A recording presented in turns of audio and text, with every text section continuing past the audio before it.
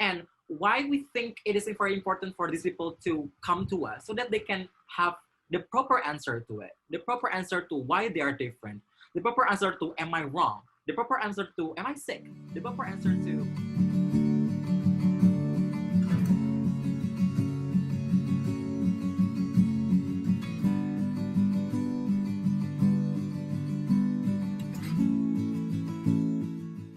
We are joined by the one and only Zola.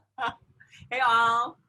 So Zola is an incredible LGBTQ activist from Indonesia, but I will not be spoiling any more, so I will hand it over to you to introduce yourself briefly. Okay, so hello all. My name is Zola. I go with Sour Mimosa online. I'm 23 years old, and currently I just moved to this beautiful city in Borneo Island. I identify myself as a pansexual genderqueer, so my pronouns are he or they. You can address me with which one ever that you think is suitable, but if you address me with a they, you can get a free coffee from me. Or beer. Awesome. So yeah, I think that's about it. Okay, so I'm sure you agree with me that they sound awesome. So coffee for me, please. So Zola, I'm so excited to be speaking to you and hearing more about your work and the influence of the LGBTQ community in Indonesia that you've made. So I was hoping to ask you, what's your proudest contribution that you've made to the community, and tell us more about it. I personally believe that my social media platform, especially when I was more active on AskFM, I'm micro blogging, QS question and answer, social media was my proudest contribution, because previously LGBTQ issues or even safe sex that is not for heterosexual couples or heterosexual teenagers were not really being talked about. Especially I was a part of SGRC, Support Group and Resource Center on Sexuality Studies, Universitas Indonesia, which is where I came from. It is a organization based in campus, especially based in my previous college, that has the aim to educate more people about gender and sexuality issues. Yeah, so which is where we contributed to the discussion of the LGBTQ issues within the framework of education and academic, because sometimes people will have opinions or arguments against us that are not really based on facts, they are not based on science. So we're going to answer that with science. So that was actually our main concern. That is also why I put myself out there on social media, because I have like my friends and also my organization who would back me up with the adequate knowledge about, well, the issues of LGBTQ issues on gender and sexuality and human rights issues on social media, especially because we believe that it is very useful for young people, especially Indonesian people, because they don't really have this feature or this safe space online that is based really in Indonesia. Usually they look up to influencer or places, for example, the US influencer or European influencer, but they don't really have it here. So I think that would be the proudest contribution from me and my organization. Okay, thank you so much. You bring up a great point about, the value of having a safe space where we can talk about sex, relationships, or just being LGBTQ in a non-heteronormative way.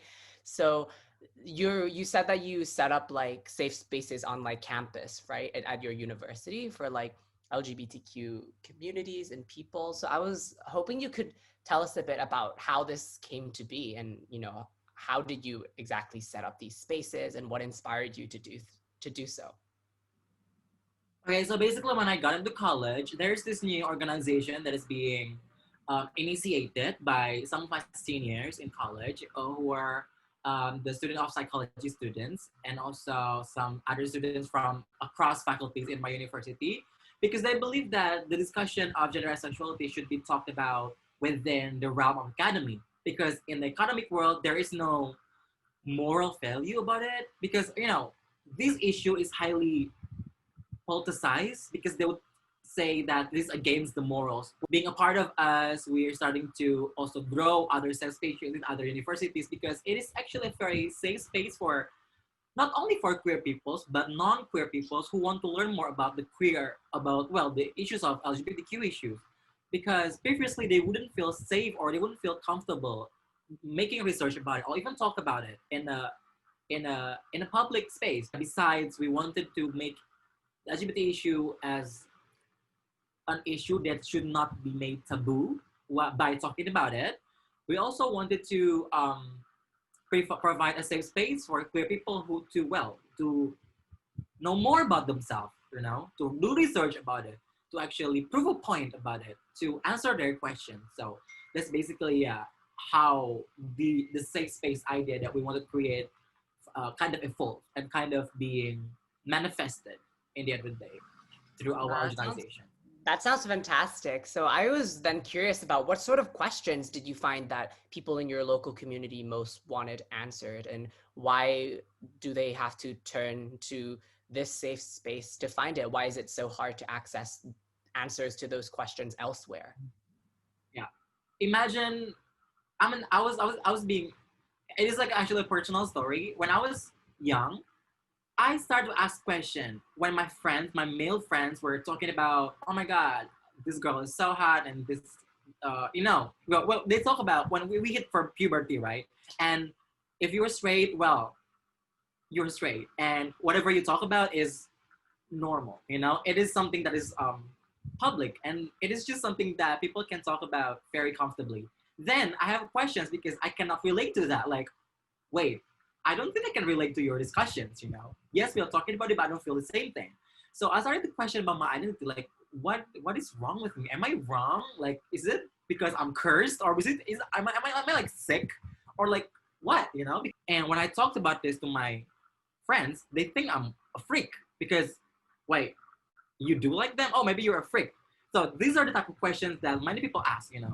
I mean, especially people that are like us, the queer people, especially kids, because most of the time, the only representation that they see, for example, if they're being different than the majority of people, they will think of themselves as a freak. People, especially young people, will start to think that, oh, so being like this is wrong because people are beating up these people. You know what I'm saying? So these are type of questions that would come up in mind.